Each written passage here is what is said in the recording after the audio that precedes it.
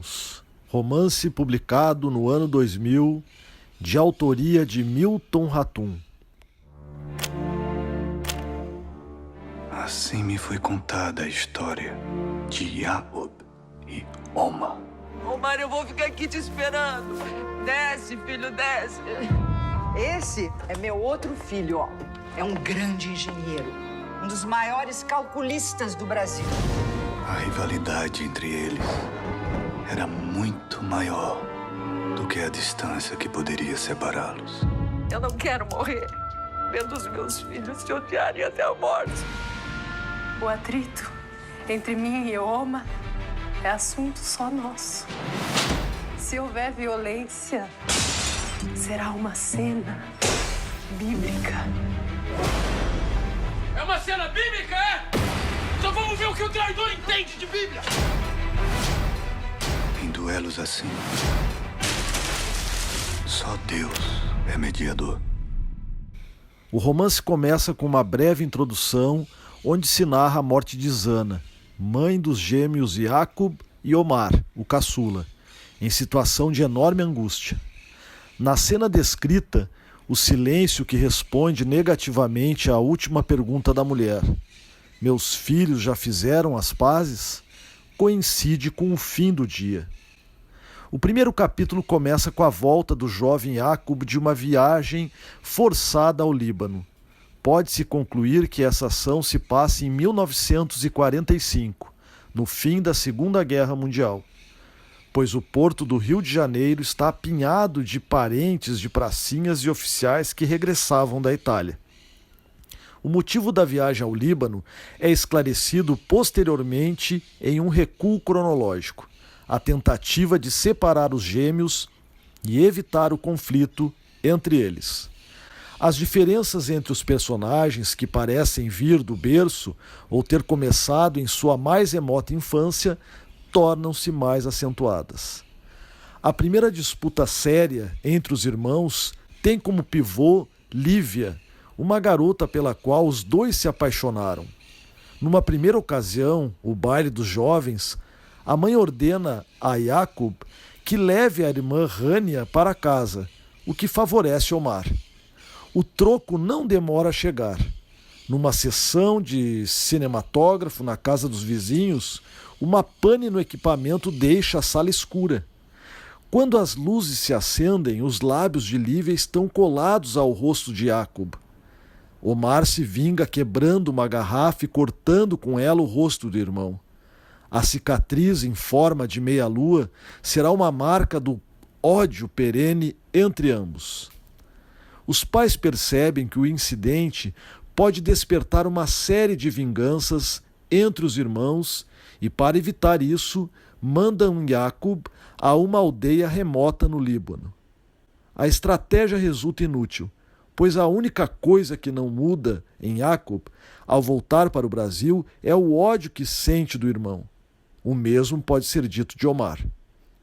Jacob chega de viagem e se aferra aos estudos, revelando-se um matemático excelente. O irmão, que permanecera sob os cuidados da mãe, mostra-se irrequieto e indisciplinado. Durante uma aula de matemática, o caçula agride o professor Bolislau, o preferido de Jacob, e é expulso do colégio dos padres. Vai para uma escola de reputação duvidosa, Liceu Rui Barbosa, o Águia de Haia, conhecido como o galinheiro dos vândalos. Lá conhece o professor Antenor Laval, admirador de poetas, simbolistas franceses e defensor da liberdade. Em contrapartida, o sucesso de Jacob tem como prêmio uma viagem a São Paulo, a fim de que possa aprimorar os estudos. Seu professor de matemática, o padre Bolislau, ajuda-o a decidir-se pela partida, ao dizer: se ficares aqui, serás derrotado pela província e devorado pelo teu irmão. Antes de seguir, Jacob tem um encontro amoroso com Lívia. De São Paulo, Jacob envia cartas lacônicas, forma-se em engenharia, prospera profissionalmente e casa-se. Enquanto isso, um ralim velho e nostálgico fala sobre o passado ao narrador. Conta como foi o nascimento dos filhos e a abertura de sua loja. Afirma também que a vinda dos filhos o incomodou, pois sentia que eles lhe roubavam a atenção da mulher, principalmente o caçula. Omar torna-se boêmio, entrega-se a festas e a bebedeiras, terminando sempre suas noitadas estirado numa rede da casa, onde permanece grande parte do dia.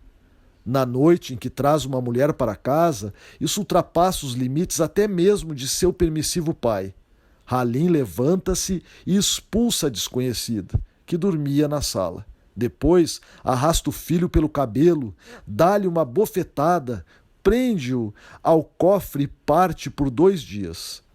Quando Omar leva formalmente outra mulher, Dália, para casa, Zana antevê nela uma potencial concorrente, por isso a expulsa. O caçula parte atrás de Dália, que descobre ser uma das Mulheres Prateadas, grupo de dançarinas amazonenses que se apresentava em uma casa noturna. Após o episódio da Mulher Prateada, Zana decide enviar Omar a São Paulo. Jacob nega-se a abrigar o irmão, mas se propõe a alugar para ele um quarto numa pensão e matriculá-lo num colégio particular. O caçula parte para São Paulo e durante algum tempo porta-se de maneira exemplar. De repente chega a notícia de seu desaparecimento. Algum tempo depois, descobre-se que ele se envolvera com a empregada de Jacob para ter acesso à casa do irmão. Ao chegar lá, descobrira que a mulher de Jacob não era outra senão Lívia, alvo das disputas infantis dos gêmeos. Tomado pela raiva, Omar cobrira as fotos de Jacob e de sua mulher com desenhos obscenos. Roubara também $820 do irmão, mais o seu passaporte, e viajara para os Estados Unidos. Numa visita de Jacob à família, em Manaus, o narrador observa sua mãe e o visitante de mãos dadas e desconfia ter descoberto a identidade de seu pai. De volta a São Paulo, o gêmeo mais velho prospera cada vez mais. Omar retorna a Manaus, onde se envolve em atividades de contrabando e com uma mulata conhecida como Pau Mulato. Depois foge de casa por longo tempo. Halim decide procurar o caçula, mas a busca, que dura meses, não surte resultado. É Zana quem dá o passo decisivo para encontrar o filho. Procura um velho peixeiro, manco, o perna de sapo, que conhecia a floresta como ninguém. Em pouco tempo, o homem descobre o paradeiro de Omar. Zana vai atrás dele e, após uma discussão, ela o traz para casa. O narrador revela sua paixão por Rania, que, no entanto, só irá conceder a ele uma única noite de amor. Halim envelhece e a presença definitiva do caçula o deixa pouco à vontade em casa. Zana pede a Nael, o narrador, que acompanhe o filho em suas noitadas. Outra faceta de Omar é narrada no episódio de prisão e morte do professor Antenor Laval. Em abril de 1964, logo após o golpe militar, Laval é espancado por policiais em praça pública e preso. 2 dias depois, sabe-se que está morto. Omar, abalado com o destino do mestre, fecha-se em luto e deixa temporariamente as noitadas. Halim se entrega ao passado e sai de casa frequentemente para longas caminhadas pela cidade, sempre seguido por Nael. Até que, na véspera do Natal de 1968, só volta de madrugada, depois que todos já dormiam. De manhã, os familiares o encontram. Sentado sobre o sofá, não respira mais. Omar dirige então grandes ofensas em direção ao corpo do seu pai. Vizinhos chegam a tempo de impedir o filho de atacar o cadáver. Jacob envia para o enterro uma coroa de flores e um epitáfio. Saudades do meu pai, que mesmo à distância sempre esteve presente. Zana, pela primeira vez, trata Omar com dureza e o repreende severamente. Omar passa a trazer para casa um indiano chamado Rochiran, que pretende construir um hotel em Manaus. Zana vê aí a possibilidade de conciliar os dois irmãos. O caçula prevê as intenções da mãe e tenta esconder inutilmente o indiano. Por carta, Zana chama Jacob, que, após algum tempo, aparece secretamente em Manaus e se hospeda num hotel isolado. Está associado a Rochiran. Numa manhã, Jacob surge na casa e deita-se na rede, chamando Domingas para sentar-se ao seu lado. Nesse instante, Omar irrompe na varanda e agride brutalmente o irmão indefeso. Rasga também seus projetos para a construção do hotel.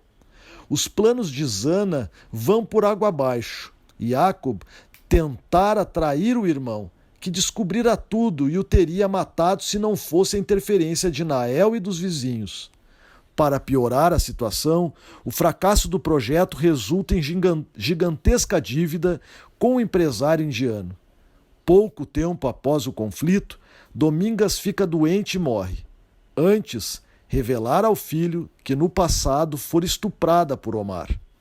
Rania prepara um bangalô para levar a mãe, que resiste a abandonar o velho lar. Um dia, Rochiran aparece e pede a casa como forma de acerto da dívida. A sugestão viera de Jacob. Omar torna-se um foragido, porque a agressão fora denunciada pelo irmão à polícia. Nesse tempo, ocorre a morte de Zana. Uma pequena parte da casa, nos fundos, torna-se posse de Nael. Tua herança, afirma-lhe Rania. Numa tarde, Omar aparece diante de Rania. A irmã não tem tempo de falar com ele, já que policiais estavam à espreita e o capturam depois de agredi-lo. O narrador cita rapidamente a morte de Jacob. Omar sai da cadeia pouco antes de cumprir sua pena. Na última cena do romance, chove torrencialmente e o caçula aparece diante do narrador. Olha fixamente para Nael. Parece estar a um passo de pedir perdão, mas recua e parte lentamente. Personagens: Zana é esposa de Halim e mãe dos gêmeos Jacob e Omar. É dominadora e forte, molda o destino do marido e dos filhos. Halim melhorou de vida ao se casar com Zana. Jacob, irmão gêmeo de Omar, é mandado para o Líbano aos 13 anos para ser separado de seu irmão e evitar o conflito entre os dois. De volta ao Brasil, torna-se engenheiro e casa-se com Lívia. É alto e vistoso, de rosto angular, cabelo ondulado e preto, olhos castanhos. Omar, o caçula, nasceu pouco depois de seu irmão Jacob. Fisicamente é idêntico ao irmão, mas tem comportamento e caráter bem diferentes dele. Protegido pela mãe, torna-se rival do pai e do irmão. Rania é a irmã mais nova dos gêmeos. Decide não se casar e dedicar-se inteiramente ao comércio. Lívia, por causa dela, os gêmeos têm a primeira briga séria e Omar corta a face de Jacob com uma garrafa quebrada. Ela vai embora para São Paulo e mais tarde casa-se às escondidas com Jacob. Domingas, órfã que foi morar na casa de Halim e Zana como empregada. Nael é filho de Domingas e é o narrador do romance. Filho de um dos gêmeos, mas não se tem certeza de qual deles. Dália, dançarina por quem Omar se apaixona. Zana consegue fazer com que ela sumisse. Pau mulato, negra, alta e forte por quem Omar se apaixona. Os dois fogem de casa, mas Ana consegue novamente desfazer o romance do filho. Quem é Milton Ratum? Filho de imigrantes libaneses, Milton Ratum nasceu em Manaus, Amazonas, no dia 19 de agosto de 1952. Na década de 1970, viveu em São Paulo, onde cursou arquitetura na Universidade de São Paulo, a USP. Em seguida, direcionou-se para os estudos literários. Nos anos 1980, depois de morar na Espanha, foi para a França e fez pós-graduação na Universidade de Paris III. De volta a Manaus, lecionou língua e literatura francesas na Universidade Federal do Amazonas. Foi também professor visitante na Universidade da Califórnia, em Berkeley, nos Estados Unidos. Em 1989, aos 37 anos, publicou seu primeiro romance, Relato de um Certo Oriente. Voltou a morar em São Paulo em 1998, onde fez doutorado em Teoria Literária na USP. Publicou ainda Dois Irmãos, no ano 2000, e Cinzas do Norte, no ano de 2005. Seus 3 romances foram ganhadores do Prêmio Jabuti, um dos mais importantes do país.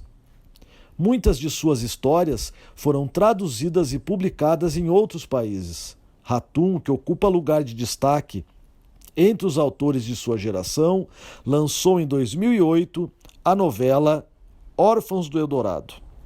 Querem, inclusive, matar a arte, né? É isso que eles querem, né? Erguer um monumento à morte.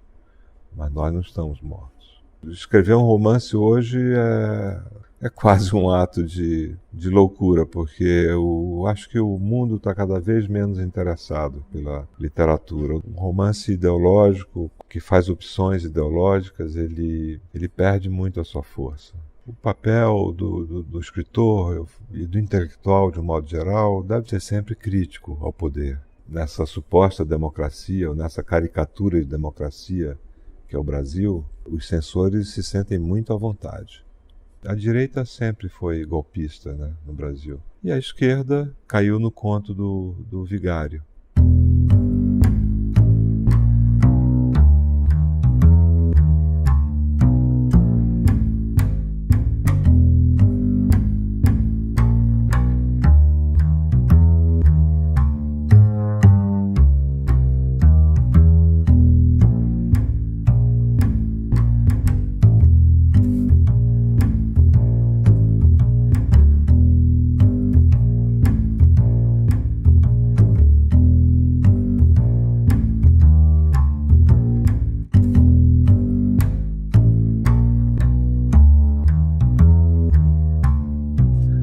Porque escrever um romance é difícil, porque eu não sei, é o que eu gosto de fazer, né?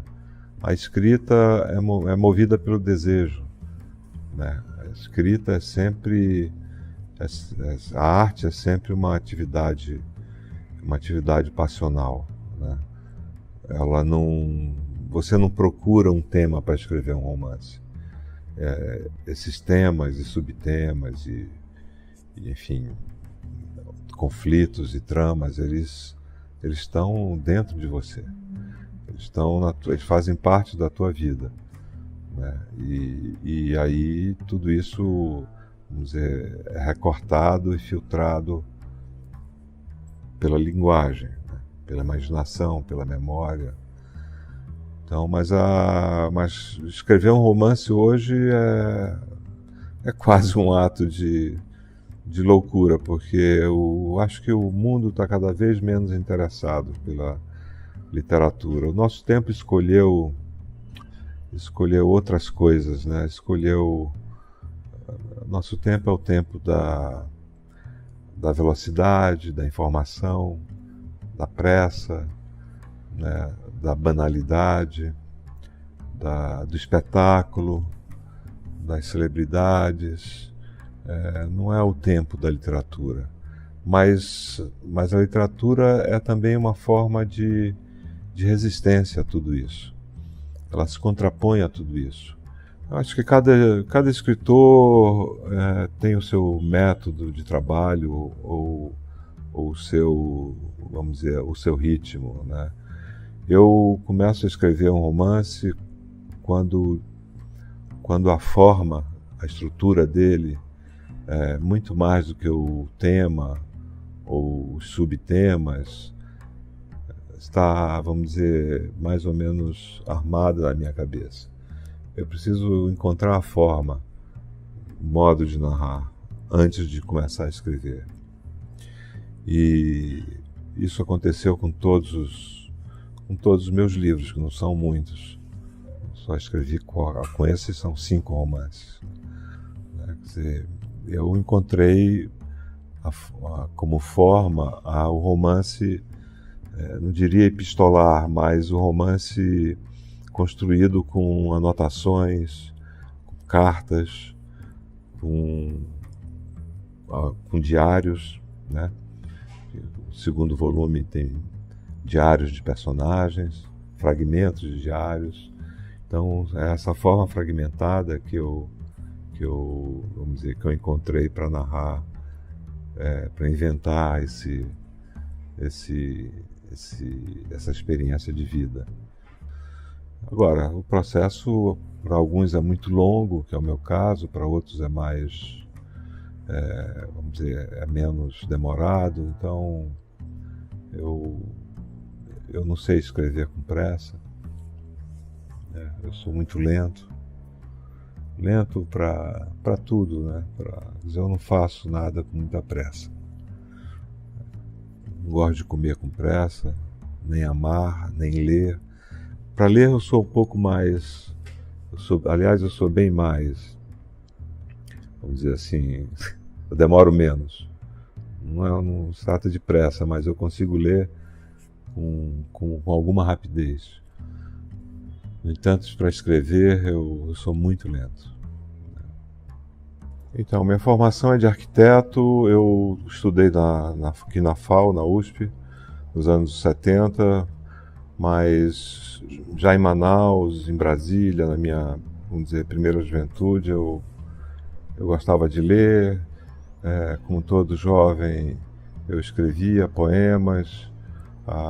Em Brasília eu até participei de concursos literários e meu primeiro poema foi publicado no Correio Brasiliense em 69, salvo engano. Bom, depois aqui em São Paulo eu frequentei a USP, mas eu frequentava também cursos de literatura, de teoria literária na USP. E com grandes professores, né? Eu tive grandes professores de literatura como ouvinte, né? Então, Davi Arrigucci Júnior, João Luiz Lafetard, o saudoso Lafetard, que faleceu, a Leila Perrone, Moisés, e escrevi alguns contos naquela época, mas nenhum foi publicado. Eram contos muito sofríveis, eram péssimos. Eram imitações, porque a gente começa imitando, né? Todo escritor começa a escrever imitando algum outro escritor que ele aprecia. A imitação é uma coisa inerente ao ser humano, né? A gente começa imitando, né?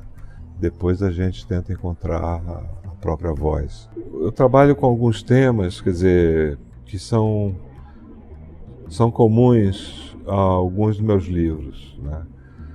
Eu acho que a fratura social, a fratura familiar, o drama familiar, já está no meu primeiro romance, no Relatos de um Certo Oriente, né? E depois essa fratura se expandiu, esse drama familiar se expandiu para a história da cidade, no caso Manaus, né? No Dois Irmãos e depois no Cinzas do Norte, e agora enveredou por outros espaços, né? Que é Brasília e São Paulo. Brasília, São Paulo, Paris, né? Então, é esse drama familiar, social, que é também social e político, né? Que sempre me interessou, né? Mas através da memória. Quer dizer, a memória para mim e para tantos outros, né, é uma espécie de musa tutelar da literatura. O que me interessa nas famílias de personagens, porque trata-se de personagens e não da minha família, né? Embora possa haver aqui e ali alguma relação com a família, o que me interessa é o drama humano. Quer dizer, é um certo deslocamento, né? Há sempre um desgarrado na vida familiar, né? A maioria, bom, na minha é assim, foi assim, em tantas outras famílias, as famílias muito bem comportadas e muito vamos dizer, muito certas, elas não servem para o romance. Essa inquietação, essa ineficiência existencial, esse deslocamento social, quer dizer, o personagem do romance, ele já não encontra um lugar confortável na sociedade. Daí a sua perspectiva de uma vida solitária ou de uma vida fraturada. Então, o romance fala sobre essas fraturas. As figuras femininas matriarcais são importantes e estão em alguns, são muito presentes em alguns dos meus romances.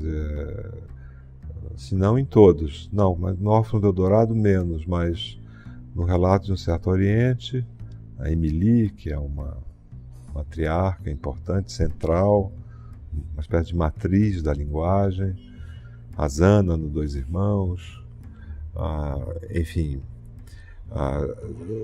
elas são figuras importantes porque na minha infância a presença feminina foi importante, foi mesmo decisiva, né, na minha formação. Né, minhas tias, minha avó, minha mãe, foram pessoas muito presentes. Né? Quer dizer, a minha primeira, logo no início da minha infância, a imagem que eu tenho assim da minha casa em Manaus, antes de me mudar para uma casa onde vivia só a minha família, eu vivia com outras famílias, a família dos meus pais e a família dos meus avós maternos. E tinha mulher para burro, assim, tinha muita mulher. E elas dominavam o ambiente. Elas, ao contrário do clichê do Ocidente sobre a mulher oriental, a mulher árabe, não é nada disso. Há uma opressão, a mulher é oprimida em vários países árabes, como é oprimida aqui no Brasil, na América Latina e em muitos países do mundo, em muitas sociedades. Né? Mas na minha experiência, as mulheres tinham voz. Os personagens, eles estão no passado porque a literatura fala do passado para de algum modo esse passado ressoar no presente. Né? Quer dizer, o passado na literatura nunca é um passado, ou não deve ser um passado cristalizado, um passado morto. Né? Nisso eu acho que os escritores e os historiadores têm algo em comum. Um historiador, ele não fala do passado como um passado morto. Né? Ele fala do passado para entender, para que a gente entenda mais o presente. Né? Só que a diferença entre literatura e história é que a verdade da literatura não é a verdade da história. A verdade da literatura é uma verdade inventada, imaginada, com uma dimensão histórica, eventualmente, no romance, mas é uma verdade de relações humanas, de relações entre personagens. Né? Então, eu não saberia escrever sobre o presente. Eu acho que o presente, o circunstancial, pertence ao jornalismo. Porque eu não sei o que eu faria se eu não escrevesse. Eu poderia ser um arquiteto, talvez enfadonho, ao passo que com a literatura eu me sinto mais vivo. Eu me sinto de fato uma possibilidade para eu sonhar, para eu inventar, para eu trabalhar com a linguagem, e até mesmo para amar, porque não deixa de ser uma atividade em que o desejo, em que tudo é movido pelo desejo. A escrita é movida pelo desejo, né? A escrita não é, vamos dizer, uma atividade burocrática, né? E obrigatória, né? Como dizia o Borges, você não pode ser poeta de 8 da manhã às 5 da tarde. E você também não pode escrever um romance de 8 da manhã às 5 da tarde. Às vezes você escreve de madrugada, você escreve quando está sonhando, você escreve na mesa de um bar, você faz anotações em momentos incomuns. Não, eu não represento nenhuma literatura, nem do norte, nem do centro, nem do sudeste. Eu sou um escritor latino-americano, nascido eventualmente no Brasil, em Manaus, né? Eu não sou obrigado a falar só da Amazônia, porque como disse o Guimarães Rosa, né?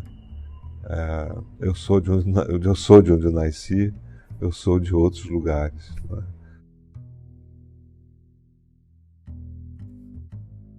A Noite da Espera é o meu primeiro romance ambientado fora de Manaus, fora do Amazonas também. Mas eu já havia escrito textos, contos ambientados fora do Brasil, né? Barcelona, na Califórnia, enfim, os lugares onde eu vivi,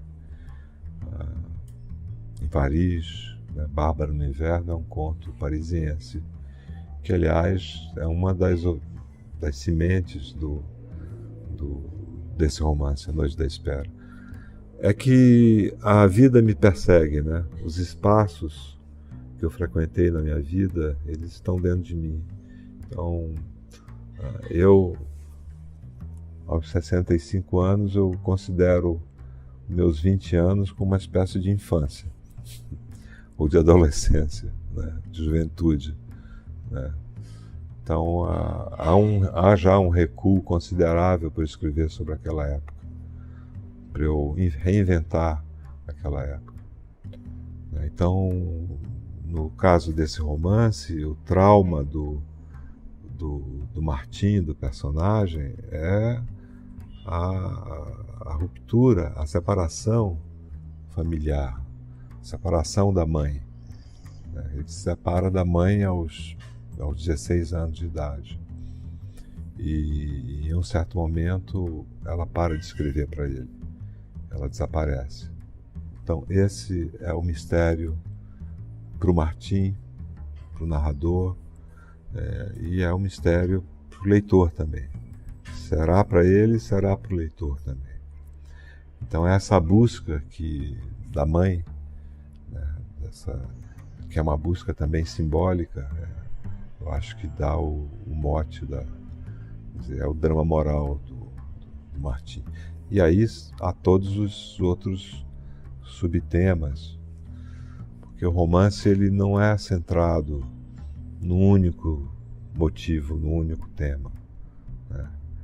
Ele é uma espécie de rio que, vamos dizer, com vários afluentes, com pequenos afluentes, e depois todos eles desembocam em algum mar distante. Ele não tem um caráter didático sobre a ditadura, e nem foi isso que eu pensei. E o romance não pode ser didático nem ideológico. Um romance ideológico, vamos dizer, que faz opções ideológicas, ele perde muito a sua força, né? E não é um romance político também.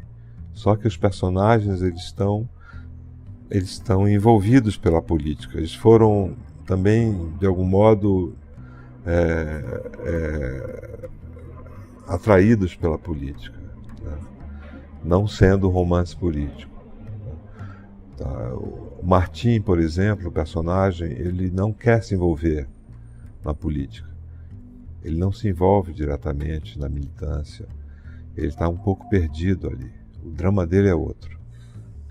Agora, há uma leitura histórica e política nos 2 volumes, nos 2 primeiros volumes, né, sobre a política brasileira, sobre a brutalidade da política brasileira. Então, nesse sentido, ele não é um romance que fala diretamente dessa brutalidade, porque é mais uma pesquisa de vidas, né, dessa partícula de uma geração, né, que estava procurando um sentido para a vida naquela época.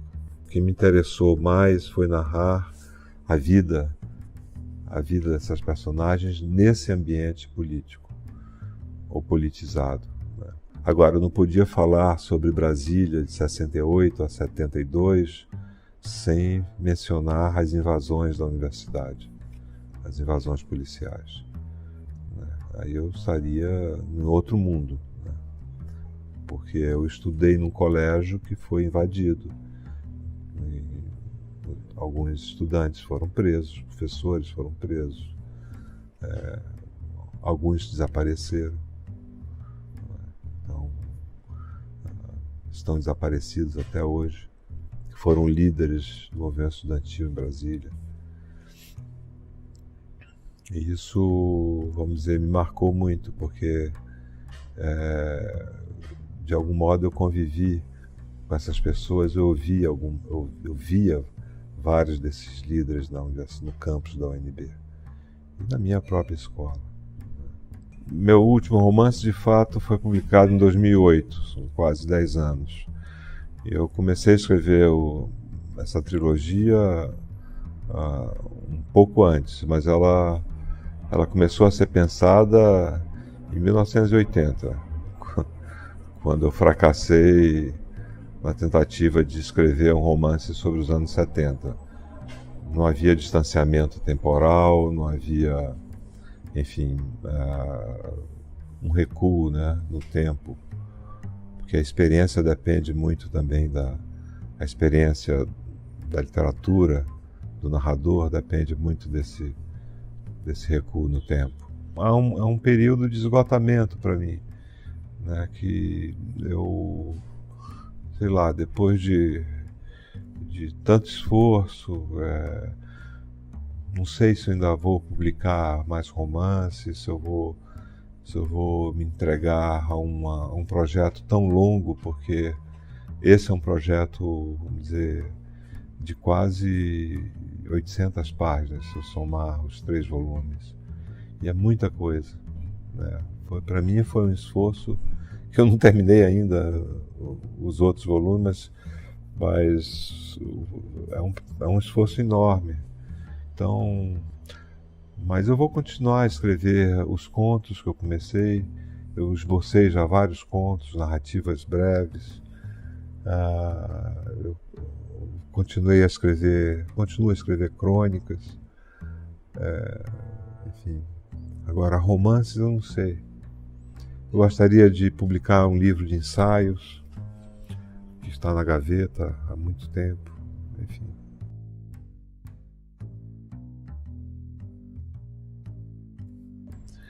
Eu acho que o papel do escritor e do intelectual, de um modo geral, deve ser sempre crítico ao poder, qualquer que seja o poder, né? E nesses momentos mais, vamos dizer, limites, nesses momentos, vamos dizer, de obscurantismo, eu acho que os intelectuais deviam se manifestar. Eu até traduzi um livro sobre isso, sobre a posição do intelectual, que é um livro intitulado Representações do Intelectual, do palestino-americano Edward Said. Eu acho um livro importante porque exatamente, vamos dizer, ele reflete sobre o papel do intelectual no mundo contemporâneo, né? Quer dizer, o intelectual ele perde toda a credibilidade, né, quando ele é totalmente fiel ou leal a uma religião, né, ou a um partido político. né? Quando ele não critica o poder, quando ele não diz a verdade, vamos dizer, as mentiras do poder, né? Ou a disfarçatez do poder. Bom, agora essa é uma posição minha, de um intelectual que se mantém independente em relação ao poder. Agora, meu próprio romance pode ser também uma resposta, pode ser também na medida que ele é um romance de formação, entendendo a formação como algo muito mais abrangente, que envolve não só a formação intelectual, mas a formação moral também e ética. Quer dizer, o romance não dá lição de moral, nunca. Mas ele, sendo um romance de formação, o leitor percebe que a importância da leitura, né, da escola na vida desse grupo de estudantes, desse grupo de personagens. E é exatamente isso que falta aos brasileiros, a formação. Né? Quer dizer, eu não falo de ideologia, de direita ou de esquerda, eu falo da formação intelectual como aquisição de um pensamento mais crítico. Isso não significa uma opção ideológica. Significa que você teria ou tem capacidade de entender a situação política e social e criticá-la. Mas eu não era um militante, vamos dizer, ligado a uma organização. Nunca fui a nenhum partido. Aliás, nunca fui ligado a nenhum partido. Isso talvez por intuição, talvez, ou por escolha, por opção, o que me dá a liberdade de criticar todos os partidos, a direita e a esquerda, né? Quer dizer, porque todos cometeram erros. Bom, a direita sempre foi golpista, né, no Brasil, sempre teve essa propensão ao autoritarismo, né, e sempre foi aliada com as forças mais sinistras desse país, né. E a esquerda, ela caiu no conto do vigário, né, ela se aliou a essas forças de direita e deu no que deu, né, porque você paga um preço caríssimo quando você se alia ao PMDB, por exemplo, né, aos partidos evangélicos, né, aos fundamentalistas cristãos. Você paga um preço por isso, né? Ou então seria grande ingenuidade, né? Mas eu prefiro dizer que foi uma espécie de oportunismo político para compor maiorias. Então, se for para compor maiorias com esses partidos, é melhor não tomar o poder. Essa é a minha opinião, já que eu posso criticar uns e outros, e devo criticar, eu acho que foi um erro gravíssimo. Estão pagando por esse erro, além da corrupção, né? É bom frisar isso também. Várias coisas que, vamos dizer, que aconteceram naquela época e que, vamos dizer, estão registrados no romance, como o cerco e a invasão às universidades, a universidade, a escola, as prisões. Alguma coisa disso está acontecendo de novo no Brasil, né? Isso aconteceu recentemente, quando algumas escolas foram invadidas, estudantes foram espancados e presos, não é mesmo? As universidades, né, vivem um momento de penúria, de grande penúria, né? Quer dizer, houve repressão às manifestações contra o impeachment da presidente Dilma. Quer dizer, eu não diria que é a mesma situação. Nós não estamos vivendo um estado de exceção. Senão eu não estaria conversando com você, eu não estaria dizendo tudo que eu estou dizendo e isso não seria publicado, certo? Mas eu acho que há, vamos dizer, uma tendência a medidas bastante fortes, né? Já há medidas, vamos dizer, de censura, de a repressão, né? Quer dizer, porque nós vivemos um momento desastroso. O Congresso mais corrupto da história republicana destituiu uma presidente que foi eleita, deu um golpe parlamentar, né, que foi meticulosamente planejado, né, e pôs colocou no poder um presidente que está sendo indiciado, né, cujo ministério é composto por 8 ou 9 ministros também indiciados ou sob suspeição. É um Congresso que tem 281 deputados também indiciados. Quer dizer, é uma situação calamitosa, né? Então, dizer que isso é um governo democrático no mínimo um ato de absoluto otimismo, né? Ou de ingenuidade política. Então há algum paralelismo, sim, entre esse momento e aquela época, e a ditadura. Mas nós não estamos ainda vivendo num estado de exceção. Eu acho que há sinais disso. Há sinais preocupantes. Querem, inclusive, matar a arte, né? Há um movimento no Brasil sinistro e com uma tendência um pouco fascista, no sentido de obscuro, no sentido de censurar exposições, performances, né? Ridicularizar os artistas, né? Mas os artistas não estão mortos.